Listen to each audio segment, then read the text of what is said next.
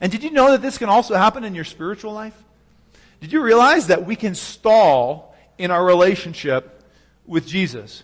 And to be stalled simply means that we're not moving forward spiritually, that we've stopped growing. That we may look back at a time that we were like, wow, I was so connected to God and I was growing and I felt this intimacy with Jesus.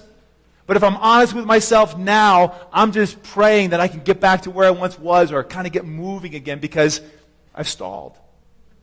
Or a lot of people would say when they're stalled, I'm just flailing spiritually and nobody around me sees it. But if people could see inside me, they would understand that in my relationship with Jesus, I've stalled. I've stopped growing. Now, this could be a new concept for a lot of people because a lot of times we have a wrong understanding of what it means to be a Christian or a Christ follower. We wonder, why is growth even necessary? Because a lot of times when we think about Christianity, a lot of people think of it just as kind of like a compartment of our lives. Like that's just something that you do once a week when you go to church or once a month or whatever it is. Why would you need to grow? You just get that over with. You go to church, you call it good, you get on with your life. Why is growth necessary? Or other people look at following Christ as kind of like a transaction. That's something I did a long time ago. I remember my parents baptized me or I got baptized and now I'm good. I'm going to heaven when I die. Now I move on with my life. What's all of this talk about growth? I've taken care of what I need to take care of.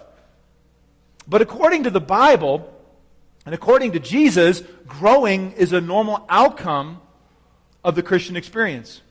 That if we follow Christ, that if we are connected to Jesus and connected to Him, He will continue to grow me. He'll take over more and more of my life. He'll heal me of more and more sin, make me more and more spiritually mature. I mean, basically, when I am connected to Christ, when I am following Him, He gradually wants to make me more and more like Him, because no one knew how to live like Jesus.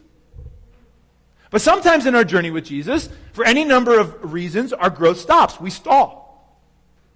And perhaps the best way to describe what it means to be stalled is to compare it to other kind of stages or paces of spiritual growth. If you were with us last year, you might remember that we took a very comprehensive survey called the Spiritual Life Survey. 100 of our adults took this survey. And you were asked a question in that survey. Describe your pace of spiritual growth. And these were the options that you had. Now, first was, I'm in a season of rapid spiritual growth. 6% were there.